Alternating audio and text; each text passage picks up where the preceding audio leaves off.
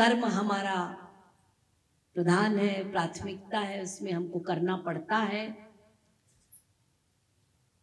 और इस कर्म के संपादन में भगवान के चिंतन का अवसर ही नहीं मिलता।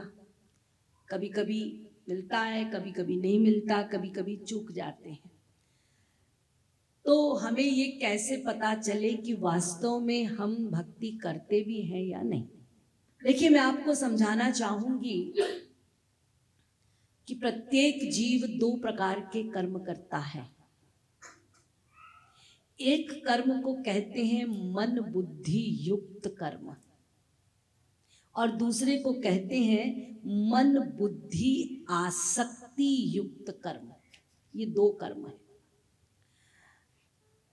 श्री कृष्ण अर्जुन से कह रहे हैं कि अर्जुन,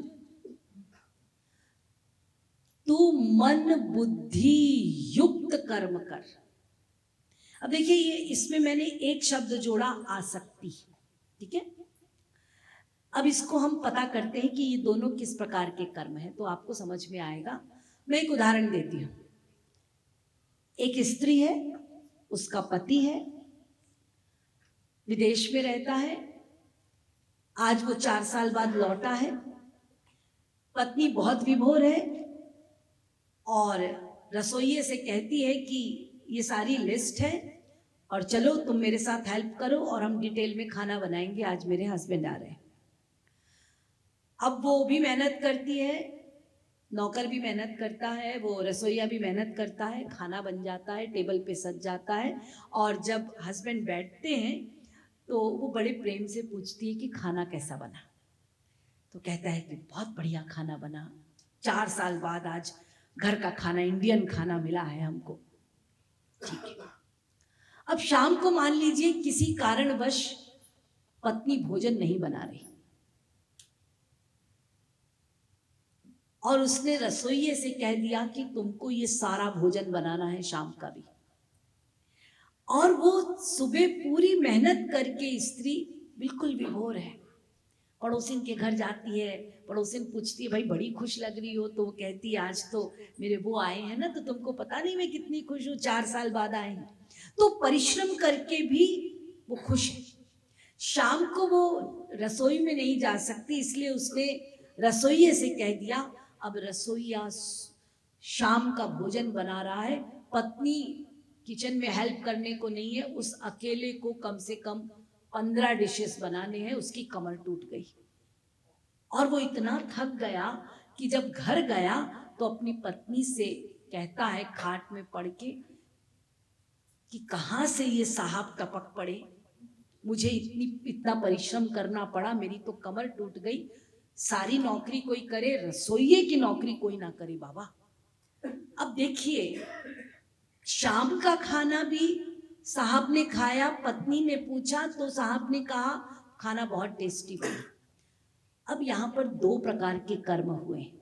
स्त्री ने जब खाना बनाया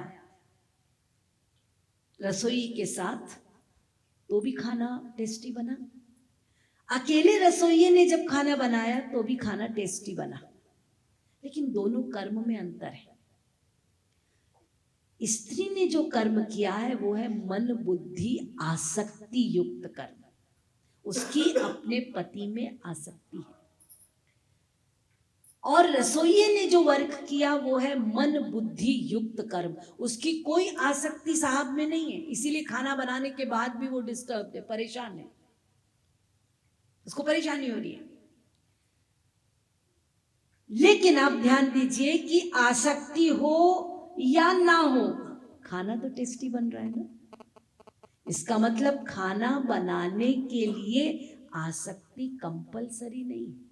आसक्ति होगी तो भी खाना बनेगा, आसक्ति नहीं होगी तो भी खाना बनेगा। यही बात श्री कृष्ण अर्जुन से कह रहे हैं कि अर्जुन, मन बुद्धि युक्त कर्म करो और जो आसक्ति है वो मुझ में कर दो, अटैचमेंट।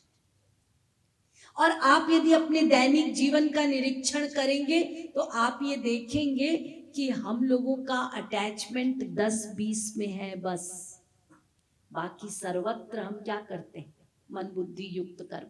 जिन कर्मों को आप ये कहते हैं मुझे करना पड़ा, मुझे करना पड़ेगा, मुझे सवेरे उठना पड़ेगा, ऑफिस जाना पड़ेगा, ये सारे कर्म आपके यहाँ आसक्ति नहीं है, ये केवल मन बुद्धि युक्त कर्म है। और जहां कर्म में आपकी आसक्ति नहीं होगी वो कर्म नोट नहीं होता, उसका फल भी नहीं मिलता। जहां आपकी आसक्ति है उसी का फल मिलेगा। तो भगवान कहते हैं कि तुम्हारी आसक्ति ये 10-20 में है, बाकी सर्वत्र तुम मन बुद्धि युक्त कर्म कर रहे हो। बॉस के साथ एक्टिंग, दोस्तों के सबके साथ, जहां जहां अटैचमेंट है वहीं वहीं पर मन बुद्धि आसक्ति युक्त कर्म हो रहा है। तो श्री कृष्ण कह रहे हैं कि ये जो 10-20 में तुम आसक्ति किए बैठे हो यही तुम्हारी प्रॉब्लम है। यदि यहां पर भी तुम मन बुद्धि युक्त कर्म कर लो तो बस बात बन जाए। आपका मतलब होगा कि इसका मतलब कि हम अपनी पत्नी से प्यार ना करें, अपने कर्म से प्यार ना करें। और प्यार करने को भगवान नहीं कहते, संसार में आपको व्यवहार करना है, प्यार तो केवल भगवान से करना है। तो ये जो आसक्ति की बात मैं कर रही हूं, जब आप ऑफिस जाते हैं, जब आप ऑफिस जाते हैं, मुझे ये बताइए कि ऑफिस का काम करते हुए भी क्या आप भीतर से ये भूल जाते हैं कि आपकी पत्नी है, आपका बेटा है? वो आसक्ति बनी रहती है ना, और आप काम भी करते रहते हैं। तो भगवान कहते हैं जस्ट डाइवर्ट करो,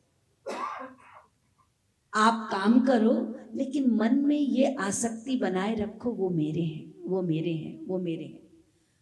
भले ही अगरबत्ती मत जलाओ, भले ही आरती मत करो, कुछ करने की जरूरत नहीं, बस ये बिठा लो अटैचमेंट, वो मेरे हैं। ये मन की चीज नोट होती है, बाहर की क्रिया से कोई लेना देना नहीं। इसको जितना आप पक्का करते जाएंगे वही उपासना है। आप अपना कर्म कीजिए और बेस्ट कीजिए, सारा दिन कीजिए, लेकिन मन से ये बस रखिए वो मेरे हैं, वो मेरे हैं। रस बरसाने वाली, रस बरसाने वाली, रस बरसाने वाली।